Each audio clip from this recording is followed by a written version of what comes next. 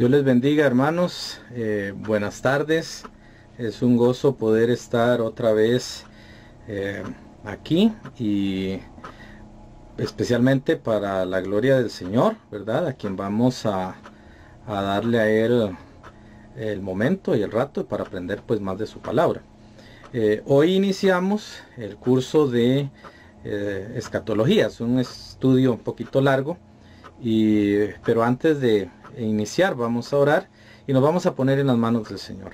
Señor, gracias te damos por habernos dado un día más, y gracias por este día tuyo, y gracias por tener la oportunidad de acercarnos a ti para poder entender y poder comprender tu palabra, porque solo tú nos puedes enseñar. Ahora te pedimos tu bendición y tu dirección, y que seas tú glorificado en cada cosa que hagamos. Te pedimos que abras nuestra mente y corazón y que seas glorificado y nos ayudes a entender tu palabra, a aprender más y a desarrollarnos. Te lo pedimos en el nombre de Jesús. Amén y amén. El estudio que vamos a tener hoy es un estudio que fue preparado para el seminario bautista. Lo preparé solamente en texto, pero el atraso con el material ha sido en razón a que he estado poniendo gráficos. Entonces los gráficos que van a ver ustedes van a venir en el material. La idea es que pueda ser bien interactivo. He tratado de resumir el curso, el material, para que sea comprensible, para que todos podamos entenderlo y todos podamos apreciar el tema escatológico. Pero a pesar de que lo resumí, son bastantes páginas. Entonces lo que vamos a dar en la clase aquí en el estudio bíblico es un resumen. Los que tienen el libro o los piden el libro, los que van a tener el libro, van a poder ver más detalle de las cosas que vemos aquí. Si usted quiere el libro, lo puede solicitar. Si usted nos está viendo por internet, me lo puede mandar por un mail, o si usted nos está viendo ya porque ya tiene el link y lo hace de manera normal, pues también, si quiere hacerlo, me manda un WhatsApp, si conoce mi número. La página web y las páginas donde está transmitiéndose son 4 páginas, una del seminario, otra de un compañerismo de iglesias, otra tiene que ver con nosotros, la iglesia Vida Eterna, que es la patrocinadora, es la iglesia que tiene el seminario. Aparece un botón en la parte de arriba donde ustedes pueden enviar un WhatsApp. Entonces, si ustedes le dan clic allí, envían un WhatsApp y ustedes pueden pedir el libro. Mandan el correo electrónico y a donde quiere que se envíe, y se le envía. Lo único que pedimos, hermanos, es una ofrenda, porque no tiene costo. Es una ofrenda por el material, porque esa ofrendita nos ayuda a sostener el sitio web iglesialavanzas.com, que es el sitio del ministerio que he tenido por muchos años, y que tiene ya vamos para alrededor de 15 años de tener el ministerio, y nos hemos sostenido solamente de ofrendas. Nunca pedimos ni nada, así que si nace en su corazón dar una ofrenda, pues bienvenido. Y si no, no se sienta mal. Esto es para la gloria del Señor y para que podamos comprender y entender más la palabra de Dios. Ahora vamos a iniciar. Voy a poner el logotipo del seminario mientras acomodo la pantalla de video mía. Vamos a ver si por ahí me puedo ubicar sin que interrumpa. Ok. Nosotros vamos a ir viendo hoy un tema muy importante, que es el tema de la escatología, ¿verdad? Vamos a ver un panorama escatológico.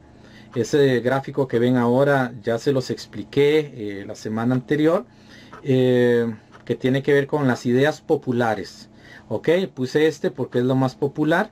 Ahí están las ideas populares de lo que es la venida del Señor, lo que es que algunos creen que el Vaticano es la madre de todos los males. Y bueno, vamos a ver eso más adelante, que es una historia muy interesante. Todo nace en Babel y todo eso ha venido, pero lo vamos a ver más adelante. Lo que estoy es hablando de lo que la gente cree generalmente. La gente cree que en todo este panorama es la manera en que se va a relacionar. Algunos creen que el 666, este numerito que aparece aquí, no sé si pueden ver el cursor, ese número es algo marcado que se va a ver. Vamos a estudiarlo para que vean ustedes que no es así, de esa manera como algunos enseñan. Y vamos a tratar, hermanos, de que no nos confundamos con lo que Dios dice sobre su palabra, ¿verdad? Sobre su verdad. Entonces vamos a ir poco a poco viendo lo que es la parte de la escatología. Vamos a ver la siguiente presentación. Hay un pasaje bíblico que usted va a ver allí. Ese es Génesis 3:15, muy conocido. La razón del por qué lo puse este pasaje es porque es la primera profecía en toda la Biblia y en toda la historia humana. Es la primera profecía. Cuando hablamos de profecía, regularmente muchos cristianos creen que la palabra profecía tiene que ver con algo del futuro, pero no necesariamente. La palabra profecía tiene que ver con un mensaje de Dios. Puede ser predictivo, es decir, que va a suceder en el futuro, como puede ser simple y llanamente un mensaje que Dios ha enviado. Este pasaje es la primera predicción divina del futuro y es en esencia la primera cita escatológica. Aquí tenemos este ejemplo de escatología. Es una profecía que se le da a Adán, pero Adán no la ve cumplida en su totalidad, solamente parcialmente. Y aquí quiero explicar algo detallado. La profecía bíblica se cumple regularmente en 2 o 3 etapas. Y es algo que nunca debemos olvidar. Hay una parte histórica que se cumple. A veces hay una parte intermedia que cumple una parte y una totalidad final de la profecía. En este caso tenemos una profecía que se cumplió históricamente, pero que se cumplió escatológicamente y de forma total en el futuro. Y esto nos ayuda a entender cómo funciona la profecía. Este pasaje dice que Génesis 3:15, y enemistad pondré entre ti y la mujer, y entre tu simiente y la simiente suya. Esta, es decir, la simiente, te herirá en la cabeza, y tú, es decir, la serpiente, le herirás en el calcañar.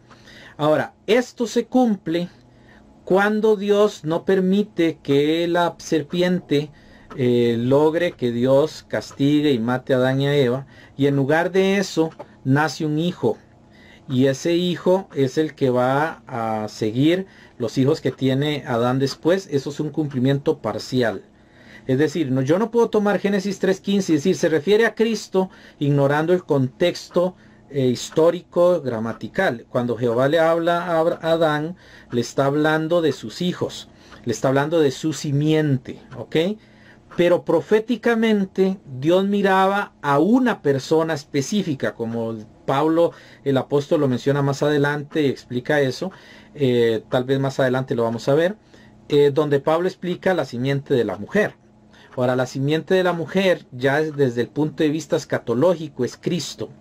Y así lo entendió Adán. Adán entendió que era para él, sus hijos, pero él también entendió que era algo más en el futuro, porque hay cosas que no se cumplieron en sus hijos. Por ejemplo, la herida de la cabeza de la serpiente nunca pasó. Entonces Adán tuvo que saber que, bueno, esta profecía no se cumplió del todo. Si tuve mis hijos, nacieron los hijos, pero no se murió la serpiente. Y la otra, que es la mordida en el talón, en el calcañar, la parte baja del talón, tampoco se cumplió. Eso se cumple en la cruz, por eso se le llama tú le herirás en el calcañar. Es apenas una mordida que no produce la muerte, y fue la muerte de nuestro Señor Jesús. Él murió, pero Él resucitó. Entonces no es una herida que el diablo haya dicho, ya vencí a Jesús. O sea, eso es imposible. Pero esto sí es lo que significa en sí la palabra de Génesis 3:15. Y así es como se maneja toda la profecía. Ustedes, nosotros, todos, tenemos que aprender a ver la historia, la gramática y lo literal de cada texto, si quiero entender la profecía. Si usted abre YouTube, va a encontrar predicadores como Gary Lee, G. Ávila, Kenneth Copeland,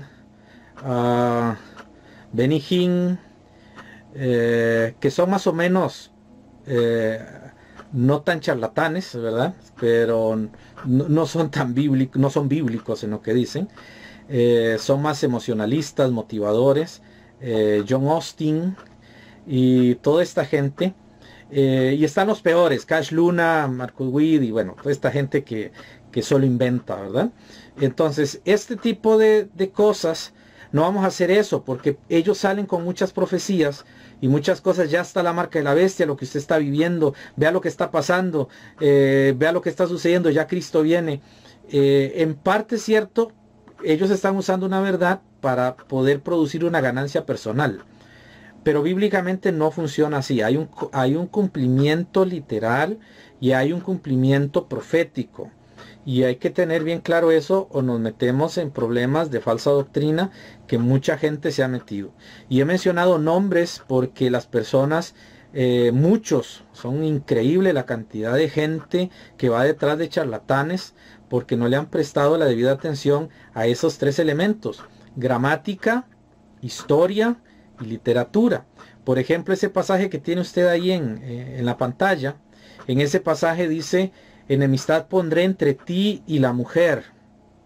Observe qué interesante lo que está, él a quién le está hablando. No le está hablando a Eva, ni le está hablando a Adán, le está hablando a Satanás, le está hablando a la serpiente. Pondré enemistad entre ti y la mujer, y entre tu simiente y la simiente suya, o la simiente de ella. Esta, es decir, la simiente de ella, porque el pronombre está aplicando, y vamos a ver si lo puedo señalar. Aquí el pronombre está aplicando a esta simiente, es el sujeto más cercano. Esta te herirá en la cabeza y tú le herirás en el calcañar. ¿A quién? ¿A la mujer? No, a la simiente, porque ese es el sujeto más cercano. Cuando yo interpreto gramaticalmente, entiendo qué me está diciendo. Ahora, yo entiendo ahí que habla de Satanás. En esto dice que la mujer va a tener un hijo, la simiente,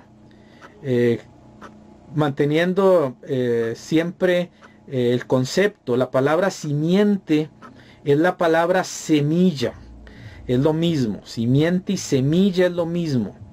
En griego y en los idiomas originales de la Biblia, de allí se toman varias palabras y que van pasando hacia latín, y en latín pasa a llamarse la semilla de lo que es engendrar a los hijos. Entonces de ahí viene el término semen, por ejemplo, vienen de allí. Todos esos nombres vienen de ese lugar, y cuando habla de la simiente está hablando de un hijo propio de María. Pero cuando habla de simiente, las mujeres no tienen simiente, quienes lo tienen son los varones. Entonces, cuando usted lee esto y se da cuenta que en la Biblia el concepto de simiente es del varón y no de la mujer, pero Dios le está hablando a la mujer, allí es donde podemos decir que Adán entendió: no es un hijo natural mío, hay alguien que van a ser de mi esposa, van a ser probablemente él pensó eso, de alguna hija mía, y no sé quién será, porque no es mi hijo. Entonces, eso lo entendió Adán, porque es muy claro en la parte gramatical. La simiente no está diciendo que es de Adán. Y eso es tan importante porque nos habla de Cristo. Así se va viendo la profecía. La profecía va marcando una serie de eventos y de cosas que al final terminan en una gran verdad. Ok, ahora, creo que no se ve el mouse, pero por lo menos usted puede ir comprendiendo allí la situación. Ahora tenemos otra presentación acá, y es que vamos a ver la definición de escatología, ¿verdad? Es importante que veamos qué significa la palabra escatología. Ya vimos a introducción general con el pasaje de Génesis 3:15, ya vimos más o menos cómo interpretar la profecía, ¿verdad? Gramática, literatura, gramática, literal e históricamente.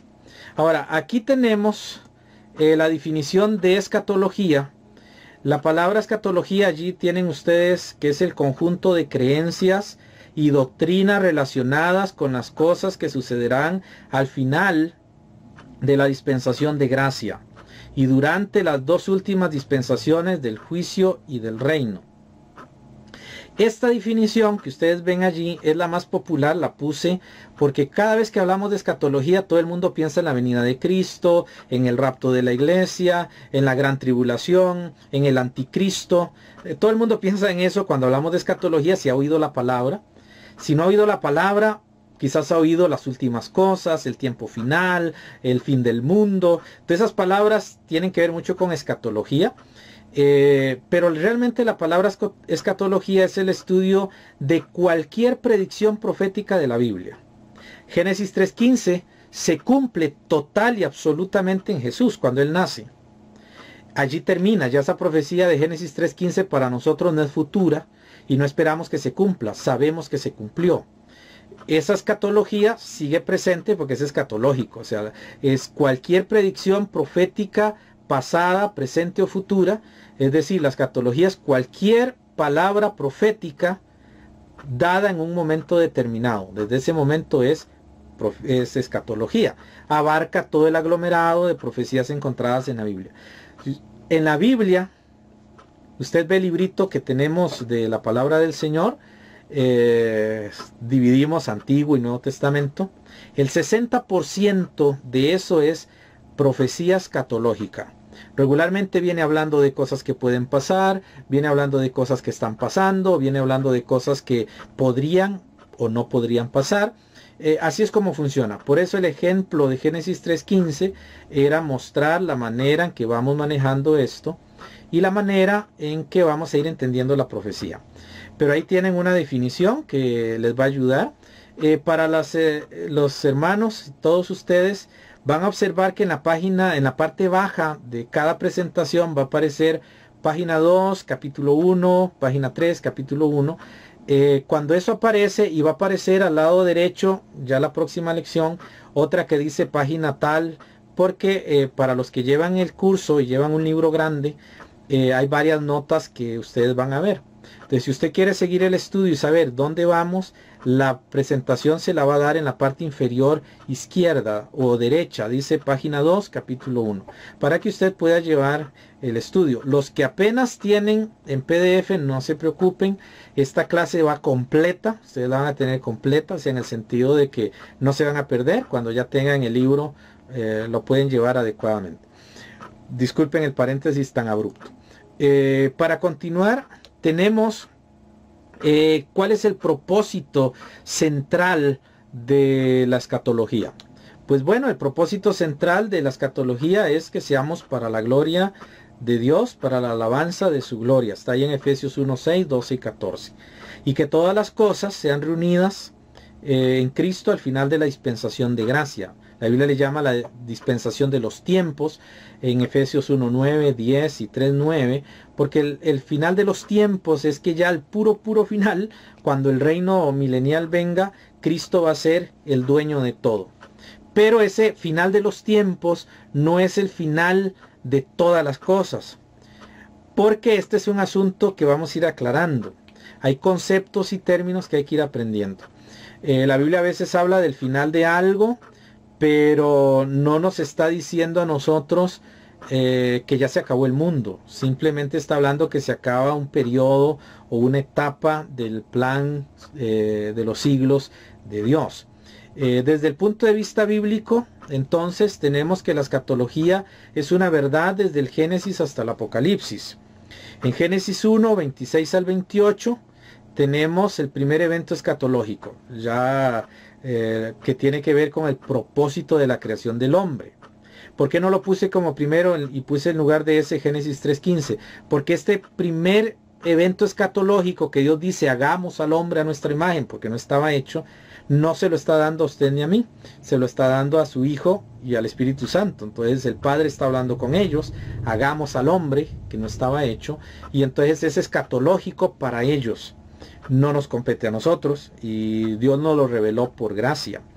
En Génesis 3:15 sí tenemos la primer profecía nuestra que Dios nos da a todos, que Cristo Jesús va a nacer, es la simiente de la mujer. Los últimos tiempos inician, hermanos, desde que Jesús funda la iglesia. Cuando la iglesia está fundada, por eso el domingo pasado hablamos de la iglesia. Cuando Él funda la iglesia, comienzan los últimos tiempos. Y aquí, más adelante, vamos a ver cómo esto se nos hace un enredo, y por eso la gente malinterpreta. Porque los últimos tiempos, hay 4 últimos tiempos en la Biblia. Asómbrese, hay 4 últimos tiempos y todos son diferentes. Están los últimos tiempos de Israel, los últimos tiempos de la iglesia, el último tiempo de Israel, el último tiempo de la iglesia. Uno es en plural y el otro es en singular. Y además de eso se añade el tiempo de los gentiles, que es otro periodo de tiempo diferente. Pero cuando uno oye a los predicadores de ahora hablar del final de los tiempos, que ya estamos al final, ya Cristo viene, vean las señales, el presidente está enfermo, el presidente Trump, y al morirse Trump va a venir esto y va a venir aquello, y empiezan a inventarse, porque algunos creen que Estados Unidos está en la profecía, ni se menciona en la profecía. Estados Unidos no aparece en la Biblia más que de manera indirecta, que lo vamos a ver después, como aparece Costa Rica de manera indirecta, ¿verdad? Como aparece todos los países de manera indirecta. Pero en la profecía no aparece. De hecho, Estados Unidos, proféticamente hablando, no es relevante. Es más relevante todo lo que es el Medio Oriente, que es donde está enfocado.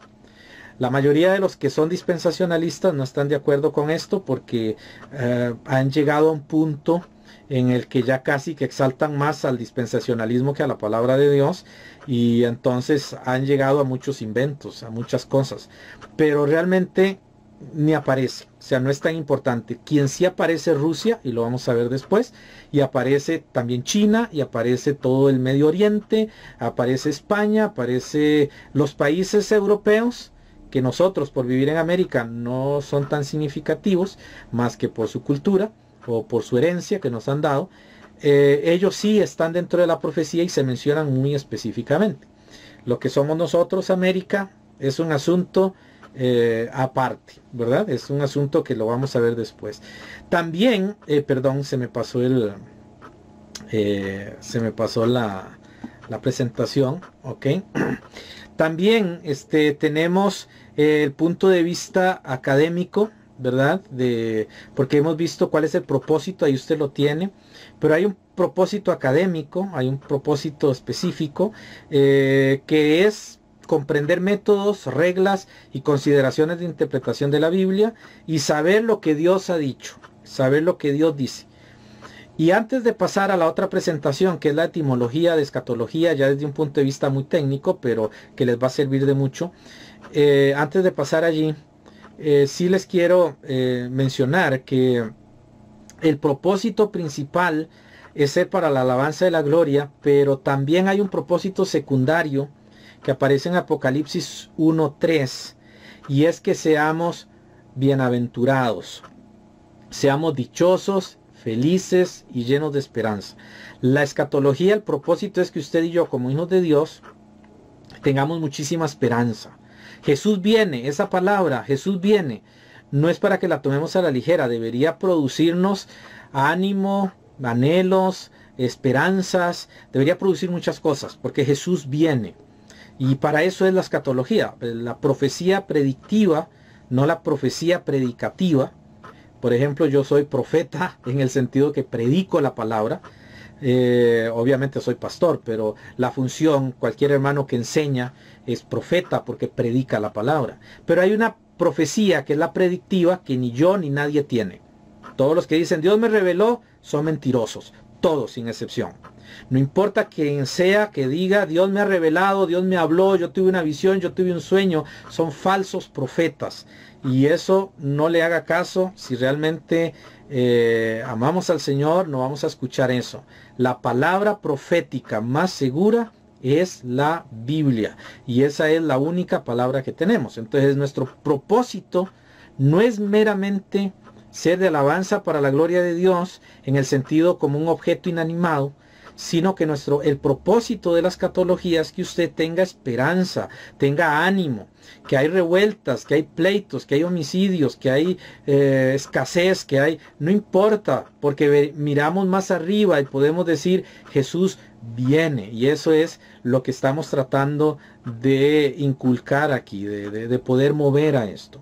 En la siguiente presentación vamos a ver la etimología de la palabra escatología.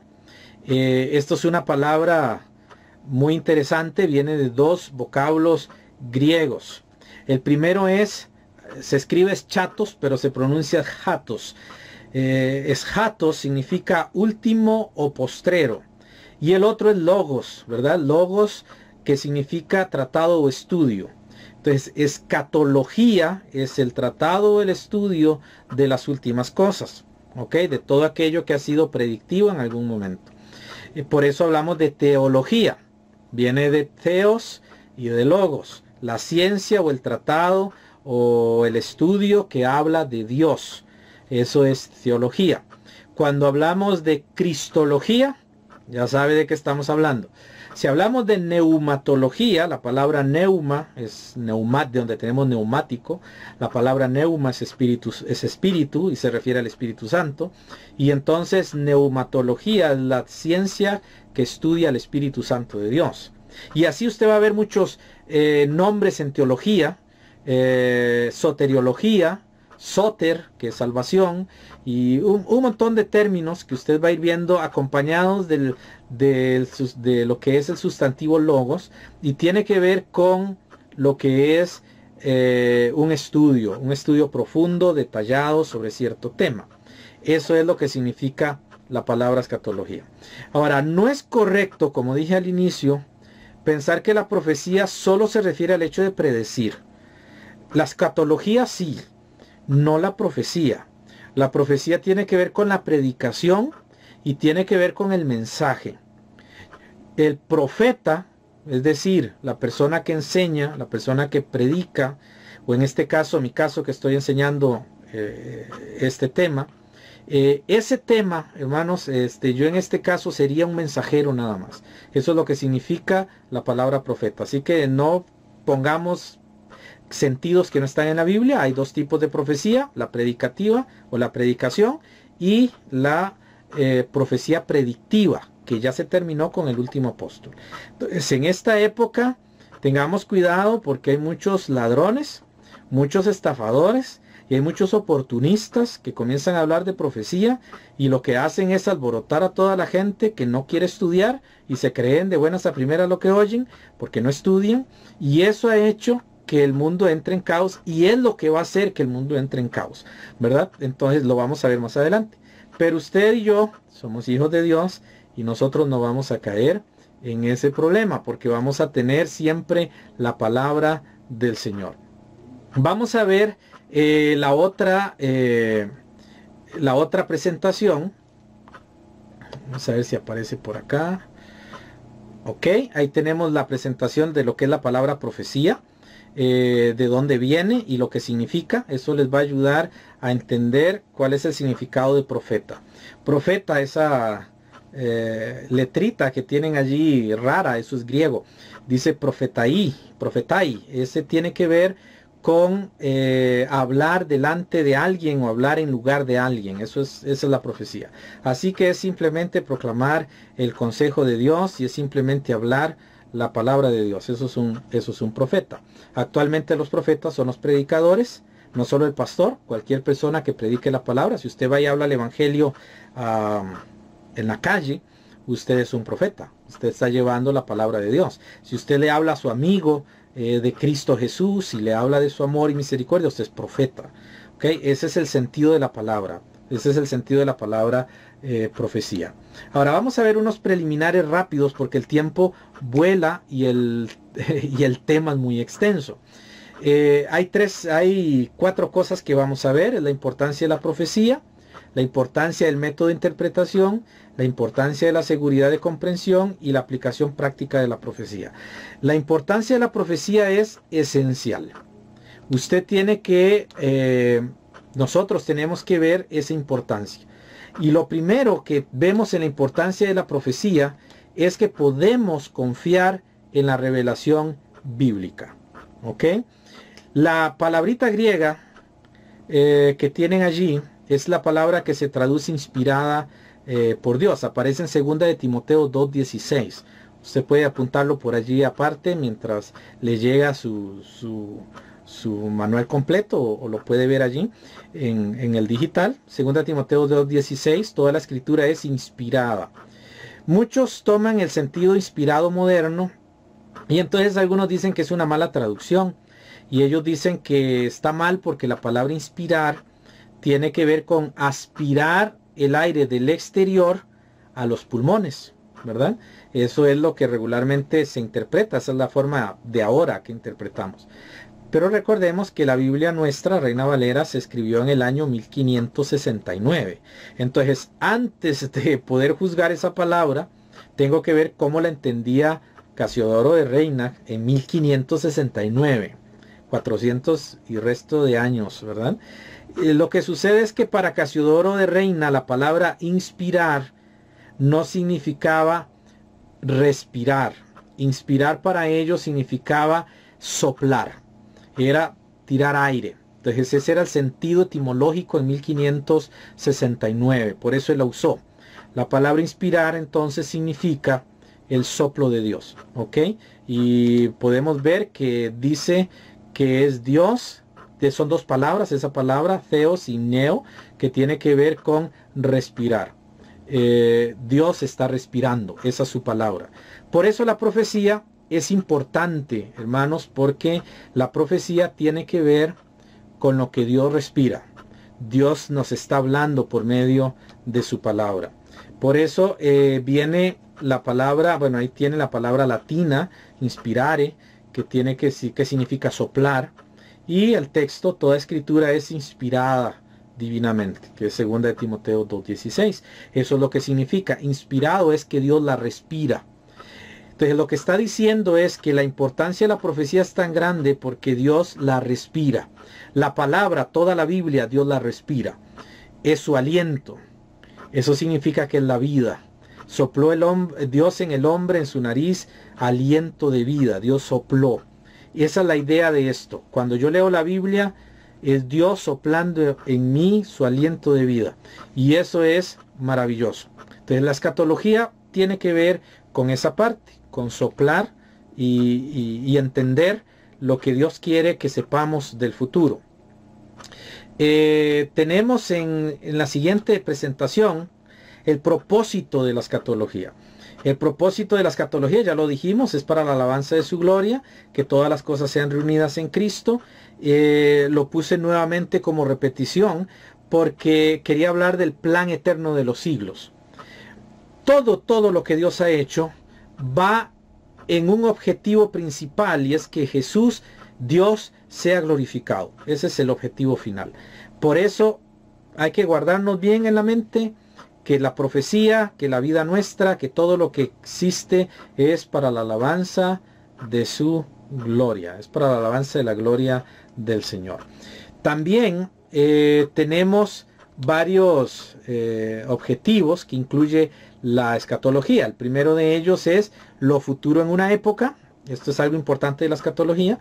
Lo futuro en una época, pero que ya ha sido cumplido. Eso lo incluye la escatología. La escatología también incluye lo futuro para hoy, pero que se cumplirá más adelante. Y tiene que ver con lo futuro para nosotros, pero que es una realidad en el presente. ¿Ok? Y voy a explicar brevemente, porque como digo, el tiempo corre. La escatología no se limita solamente a las cosas futuras, sino que también contempla todo lo que era futuro en carácter cuando se dio la revelación, aunque ahora esté cumplido. que era futuro en carácter. Cristo iba a venir a morir en la cruz, eso fue todo el Antiguo Testamento. Ahora está cumplido, pero sigue siendo escatológico. Por ejemplo, esta profecía es maravillosa y está en Daniel 9:26 y es esencial porque sigue siendo todavía una profecía importante para nosotros. De hecho, hay un capítulo entero que vamos a tener nosotros de Daniel capítulo 9. Vamos a entender las 70 semanas de Daniel. Ahora, en el punto 2, la escatología, que es para hoy, pero que se va a cumplir, es un tiempo en continuo movimiento. Es decir, que las cosas en el tiempo presente todavía son futuras. Pronto habrá pasado a la historia. Entonces, lo que usted tiene ahorita va a pasar a la historia. Pero mañana es futuro todavía. Ahora, Dios ha dicho que usted tiene todas las bendiciones de Dios. Y usted dice, eso es en el presente. Dios habla en el presente. Pero cuando yo entiendo el concepto escatológico, yo sé que hoy tengo bendiciones y mañana tengo. Y pasado mañana tengo. Y el otro día tengo. Y durante 40 años, si no ha venido Jesús, yo tengo. Y cuando me muera, yo tengo bendiciones. Voy a tener bendiciones siempre. Es algo continuo. La profecía es viva. Entonces, cuando hablamos de la palabra de Dios, es algo continuo. Es escatológico siempre. Dios siempre nos bendice, nos bendecirá y seguirá bendiciéndonos por toda la eternidad. Y en la última presentación, último punto, lo futuro para nosotros, pero que es una realidad en el presente. El Señor dijo, por ejemplo, la Biblia ha profetizado que usted y yo nos vamos a sentar en los lugares celestiales con Cristo. O estamos sentados, dice Efesios 1:3. Estamos sentados en los lugares celestiales. Pero ahorita usted no lo tiene. Es una realidad, pero usted la va a disfrutar en el futuro. Ahorita no. Pero ya es una realidad. Entonces, ese concepto de tiempo a veces nos cuesta a nosotros porque estamos marcados en el tiempo, pero Dios no tiene tiempo. Y por esa razón, como Él está fuera del tiempo, Él puede hablar en presente, aunque no hayan sucedido las cosas, y Él casi nunca habla en pasado, porque para Dios las cosas son, no serán ni fueron. Para Dios son. Él siempre está presente. ¿Ok? Y eso es un concepto que se nos aleja muchísimo. Otra cosa es, por ejemplo, las moradas en el cielo, la Nueva Jerusalén. Ya eso es una realidad, pero hasta el futuro nosotros las vamos a disfrutar. Ahora, tenemos la otra parte que son los efectos de la escatología. Apocalipsis 1:3 nos habla de la bienaventuranza, que tiene tres partes, que son bienaventuranza para tres tipos de personas: los que las oyen, ustedes que están escuchando, los que las guardan, ustedes que las van a guardar, y también para los que las leen, es decir, ustedes también que lo están haciendo. Somos bienaventurados por poder escudriñar la palabra de Dios y no debe sentirse mal por hacerlo. El mundo se enoja por eso, pero es dichoso saber lo que va a pasar en el futuro. Romanos 8:21 dice que también las mismas criaturas serán libradas de la servidumbre de corrupción en la libertad gloriosa de los hijos de Dios.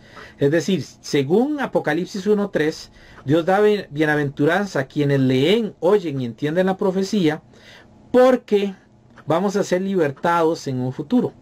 Y esa libertad es completa y absoluta. Pero ya es una realidad, usted es libre en Cristo, ¿verdad?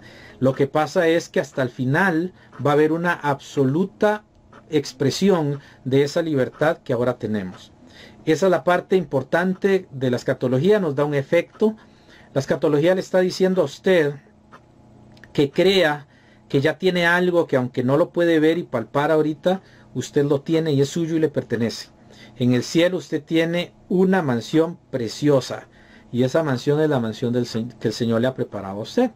Así que tiene que creerlo. No piense, ¿será posible? Porque sería falta de fe. Si yo tengo fe, si yo creo lo que Dios ha dicho, entonces yo sé que esto es verdad. Yo sé que esto es cierto. Entonces voy a hacerlo, voy a tener esa gran confianza. Cuando hablamos de la iglesia al inicio del domingo pasado,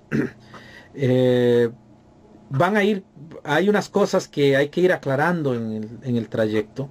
Si somos iglesias independientes y no hay una iglesia universal, lo vamos a ver más adelante. Hay una parte donde hablamos de la iglesia universal y por qué no es bíblico, y por qué en la profecía no aparece. Cuando hablamos de eso, y usted dice, bueno, ¿y cuando nos vamos qué pasó? Porque se fueron las iglesias. Bueno, cuando se van las iglesias, más adelante vamos a verlo, esa es la libertad gloriosa de los hijos de Dios, porque no solo estaremos frente al Señor, seremos una gran iglesia en el cielo. Y la Biblia le llama la gran congregación de los santos en Hebreos.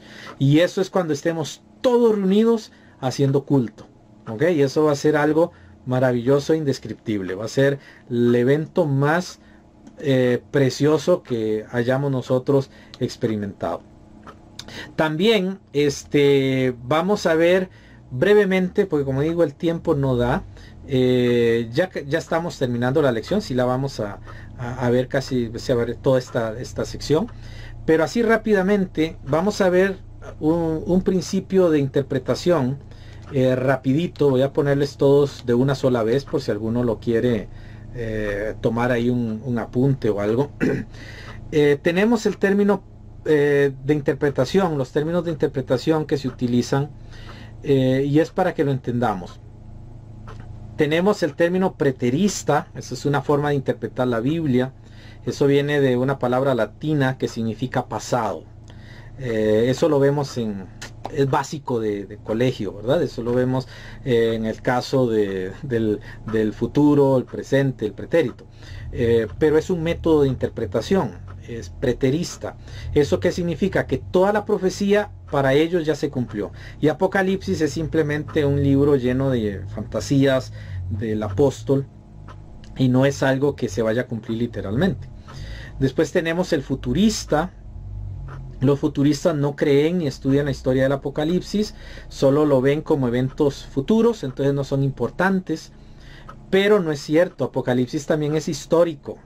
Por ejemplo, la bestia, el anticristo, son ejemplos de Nerón, son ejemplos de emperadores romanos. Y es históricamente, se toman figuras reales, históricas, para mostrar eventos del futuro, y el Espíritu Santo hizo eso. Eso lo vamos a ver en el momento que llegamos. Pero el futurista dice, no, todo es para el futuro, nunca ha sucedido eso en la historia, entonces inventan un montón de cosas. Por ejemplo, inventan que el chip es de la computadora, que cuando Cristo viene y dice, todo le verás porque todo el mundo va a estar viendo tele. Eso es ridículo, porque en primer lugar no va a existir satélites, porque empezando la tribulación viene una caída de asteroides y eso se va a llevar todos los satélites y todo lo que hay arriba y va a quedar incomunicada la gente. La comunicación va a ser por medio del anticristo, va a tener comunicación por medio de demonios. Eso lo vamos a ver más adelante. Así que no hay tecnología, hay una guerra espantosa y eso no es lógico, o sea, no es ni siquiera racional cuando vemos el proceso de esto. La televisión no tiene nada que ver, de hecho no va a existir, no importa la tecnología donde lleguemos, todo eso se va a ir cuando Cristo empiece a enviar los juicios a la tierra. La otra interpretación es la número 3, es idealista o simbólica, es decir, para ellos todos son puros símbolos. No es importante, la bestia simboliza al Papa, la bestia simboliza a Hitler, la bestia simboliza al presidente, la bestia simboliza cualquier cosa y empiezan a investigar ahí cualquier cosa y dicen, bueno, es puros símbolos, pero no, tampoco es correcta esa interpretación. No puedo darles el detalle del por qué no es, porque hermanos, no terminaríamos jamás. También está un método que se llama método histórico. Este método es de los adventistas, ellos lo usan mucho, pero también lo usan otros evangélicos, que son las profecías que se cumplieron en el pasado, algunas se cumplen en el presente y otras se cumplirán en el futuro. Está el premilenialista, se llama así, esa palabra tan difícil, pre de antes y milenial de milenio, antes del milenio. Entonces, no todo premilenial cree en el rapto. Algunos creen que la iglesia pasa por la tribulación. Ustedes han oído predicaciones, ya estamos en la gran tribulación. Cuando venga la gran tribulación, ¿usted cómo va a comer si no aprende ahora? Y comienzan a decir un montón de cosas. Eso es premilenialismo. Después está el postmilenialista, que es el que no cree en el milenio, el que cree que todo eso es simbólico y se está cumpliendo en la iglesia ahora, y que la iglesia de Cristo existe desde Adán hasta el final de los tiempos, que la tierra tiene que mejorar, etcétera, etcétera. No creen en una venida poderosa de Jesús, sino que ellos ven que Jesús solo viene a tomar un reino que la iglesia ha conquistado. Y el último método es el que nosotros usamos, o por lo menos es el que vamos a enseñar aquí. Es el gramático, histórico y literal. Este método es aprobado por Jesús, eso lo creemos, y también es aprobado por los escritores bíblicos. La Biblia nos enseña mucho esto. Quiero decirles que a nivel de primelianismo tenemos varias personas, o a nivel futurista tenemos a varias personas como John Nelson Darby, que era dispensacionalista, Tim LaHaye, incluso Scofield a veces tiende a ese lado. Dwight Pentecost, por ejemplo, simboliza casi todas las profecías del Apocalipsis. También lo hace John F. Walworth y también lo hace Schaeffer en algunos puntos. No son literalistas totalmente, ellos simbolizan un poquito. Pero cuando venimos al método gramático, histórico y literal, nosotros interpretamos la Biblia tal y como está. Y ustedes que me han oído enseñar han visto que yo he dicho que a Jonás no se lo tragó un pez, una ballena. A Jonás se lo tragó un pez. ¿Por qué decimos eso? Porque literalmente es lo que dice. La Biblia dice que Jesús murió y estuvo 3 días y 3 noches. Y eso equivale a 72 horas. Y no creemos que Jesús murió el viernes en la tarde y resucitó el domingo en la mañana y que el pedacito de tiempo tuvo que haber cumplido con las 24 horas. No, no es cierto. Y en la Biblia aprendemos que Jesús no murió viernes. Jesús murió en otro día de la semana y resucita el domingo en la mañana. Esto porque creemos en el método literal de interpretación. O sea, creemos firmemente que la Biblia tal y como está escrita es lo que dice. Jesús dijo: orad y velad para que no entréis en tentación. No hay otra forma. Si usted no quiere caer en pecado y si usted no quiere caer en tentación, si usted quiere ser firme, ore y vele. No hay otra forma. Se tiene que orar y tiene que estudiar la Biblia. Eso es velar, es saber cómo me cuido. Un velador tiene su lámpara, tiene su arma o tiene su arma de defensa y él está atento.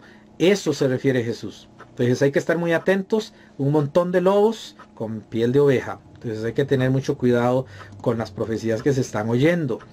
En la siguiente presentación vamos a ver 4 cositas, porque el tiempo, como ya pueden ver, son las 6:30, pero ya nos queda solamente 2 puntos y con él vamos a terminar. La seguridad de comprensión de la profecía. Voy a darles todos allí también, no lo vamos a hacer uno a uno. Usted tiene que tener seguridad de que está entendiendo lo que estamos estudiando. Ese es el objetivo. Usted necesita tener bien claro y bien comprensible lo que está pasando, lo que estamos hablando. Entonces vamos a ver estos puntos. Lenguaje. El lenguaje es el medio de comunicación. La profecía fue dada en un idioma. La profecía fue dada en 3 idiomas: hebreo, arameo y griego. Yo no puedo tomar una palabra de la Biblia y leerla en mi Biblia Reina Valera e interpretarla de acuerdo a como yo la entiendo en mi contexto cultural lingüístico. Por ejemplo, Jesús dijo: nadie toma la vela y la pone debajo de un almud. Y he oído a mucha gente decir: no la ponga debajo del ropero, no la ponga debajo de la cama, porque en algunas ocasiones, dependiendo de la región de España, el almud podría significar eso. Pero sucede que el almud es una canasta honda, y lo que hacían antes, para cuando oían bandidos, oían ladrones, oían guerreros, le ponían la canasta para tapar la luz y que se apagara. Entonces Jesús dice: no van a poner ustedes la lámpara en un almud, sino en alto, para que alumbre toda la casa. El lenguaje, tengo que entenderlo. El ojo de una aguja que habla Jesús, el camello, es más fácil pasarlo por el ojo de una aguja. No es la aguja que usted conoce. Era una puerta tan chiquita a la entrada de Jerusalén, que se le llamaba la puerta a la aguja. Cuando Jesús habla de eso, habla del camello. El camello pasaba por allí. Pero cuando el camello tenía 2 jorobas, era tan difícil que tardaban horas. Por eso había que llegar temprano para que no le cerraran la puerta. Porque eso era muy, muy difícil entrar por esa puerta. Entonces Jesús dice que es muy difícil, es más fácil pasar un camello por el ojo de una aguja que un rico entre en el reino de los cielos. No es que es imposible. La historia es importante, como ya mencioné, Apocalipsis, Daniel, tiene que ver con eventos y personajes. En Daniel, el cuerno pequeño, que tipifica al anticristo en el futuro, en la historia fue Antíoco IV Epífanes, un emperador perverso, y él estuvo allí como el cuerno pequeño. Por eso algunos creen que ya se cumplió la profecía, pero cuando vemos ciertos elementos como la de Génesis 3:15, muchas cosas no se cumplieron. Pero hay historia, o sea, yo tengo que ver la historia, tengo que entender la historia de la profecía y de la palabra de Dios. Sociedad, el contexto social, esto es importante, porque hermanos, todo cambia. Aquí en nuestro país, Costa Rica, para los que somos costarricenses, un país tan chiquito, pero hay palabras que se entienden muy diferente en un lugar a otro. Y voy a mencionarles una. Cuando fui a Quepos, me invitaron a comer una fruta que le llamaban mangostán. Muy rica la fruta. Cuando vengo aquí y le cuento a alguien sobre eso, me dice así, yo comí esa fruta, y cuando me enseña la fruta no es la que yo comí. Se llamaba igual, pero no es lo mismo. Sucedió igual con el níspero. En Cartago es una fruta, o aquí en San José, una fruta pequeña, amarilla. En Punta Arenas y Guanacaste es más grande. Algo tan pequeño, un país tan pequeño tiene una variedad en el lenguaje, porque la sociedad le da un sentido a eso. Por eso cuando yo veo la profecía tengo que ver cómo es la sociedad. Por ejemplo, cuando Pablo le escribe a Timoteo que el pastor debe ser marido de una sola mujer, la pregunta es cómo era la sociedad. Todo el mundo se va a los hebreos, pero Pablo no le está escribiendo a un hebreo.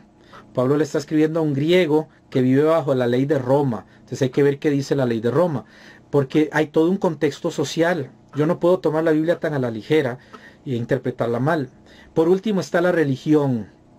Las profecías demuestran ciertos rasgos de la fe de los escritores. Y esto puede contradecir elementos de historia-cultura. Por eso hay que tener todos esos elementos o nos metemos en un enredo profético. Y la religión a veces, si es judío o no es judío, todo eso tiene que ver. Por eso hay que verlo desde el punto de vista de todas esas 3 características para poder entender. No se preocupe, usted no tiene que estudiar tanto de eso, porque en este estudio yo le voy a ir dando en base a eso toda la identificación y las razones del porqué.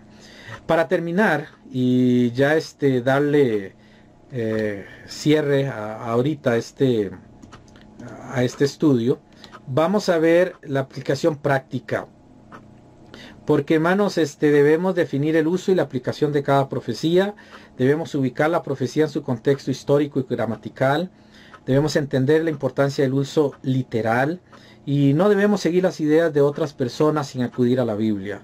No escuche todo lo que aparece en internet.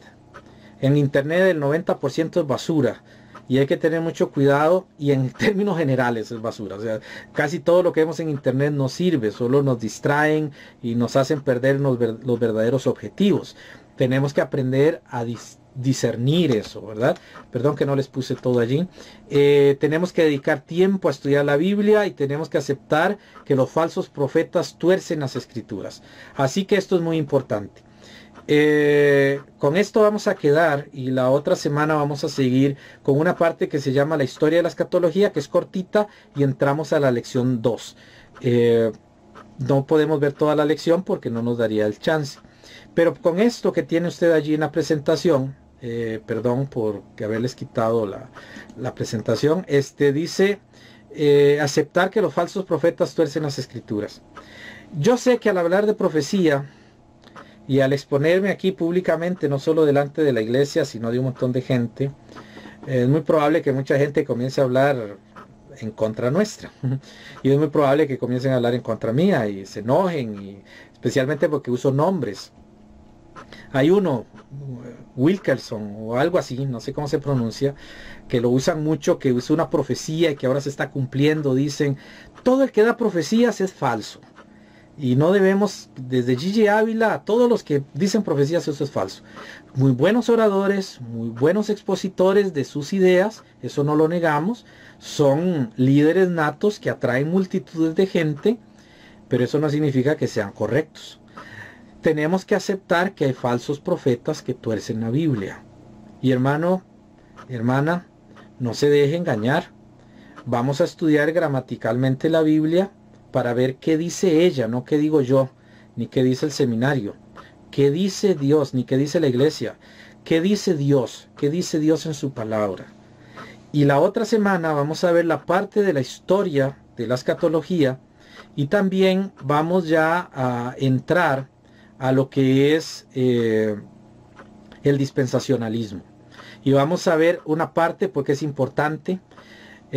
Para los que esperaban que empezara a hablar del rapto y el milenio, perdón, pero no voy a hablar del rapto y el milenio si no entendemos qué es eso, ni entendemos desde dónde viene y por qué se da. Es importante dar la base.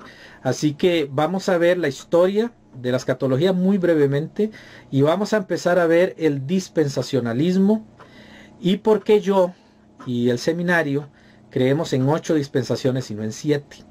Y por qué razón diferimos de Scofield, de Ryrie y de Schaeffer en cuanto a eso. Porque hay un principio gramatical, literal e histórico, que es el que nos hace pensar en 8 dispensaciones, así como el significado de los números, que yo les voy a dar a ustedes qué significa cada número en la Biblia, desde el 1 hasta el 22, no están todos, porque la Biblia no los menciona a todos, pero cada número tiene un sentido bíblico. Eso se llama en teología numerología escatológica, y lo vamos a ver para que usted pueda entender este proceso. Así vamos a terminar por esta tarde, casi noche. Muchas gracias por estar, hermanos y hermanas. Muchas gracias por vernos por redes sociales. Si usted tiene una pregunta, acuda al WhatsApp que tiene la página web, o si usted la conoce, y envíemela. No la escriba en el chat de la iglesia, porque estas exposiciones quedan relegadas, y como hay tantos mensajes a veces, no es posible que podamos responder todos así. Entonces busque el botoncito que dice WhatsApp y allí usted envía todas las preguntas, dudas, comentarios, lo que usted quiera comentarnos con respeto y cristianamente, y así también les vamos a responder. Esperamos en Dios que esto sea de mucha bendición.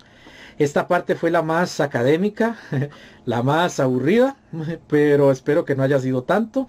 Y espero en Dios pues que les haya animado para estar la próxima semana y para que ustedes puedan asimismo ir creciendo en este conocimiento de la palabra del Señor. Así que Dios me los bendiga, la paz de Dios esté con ustedes, su amor, su misericordia les guarde siempre, y que realmente, hermanos, este estudio sea para que Cristo Jesús sea glorificado y nosotros seamos edificados. Dios me lo bendiga, Dios me la bendiga. Tenga muy buena tarde. Vamos a orar, se me había olvidado, y con eso vamos a concluir. Gracias te damos, Señor, por este momento. Gracias por tu amor y misericordia. Gracias por los hermanos. Gracias por tu palabra. Gracias por tu verdad. Gracias porque podemos aprender. Y gracias porque podemos desarrollar en nuestra vida el conocimiento y la virtud de saber lo que tú quieres darnos. Ahora, Señor, danos un descanso, que esta palabra siga dando vuelta en nuestra cabeza, para que nunca olvidemos que Jesús viene y que tú, Señor, vas a estar presente, glorioso, victorioso y salvador. En el nombre de Jesús. Amén. Dios les bendiga, hermanos. El Señor está con ustedes. Tengan muy buena noche.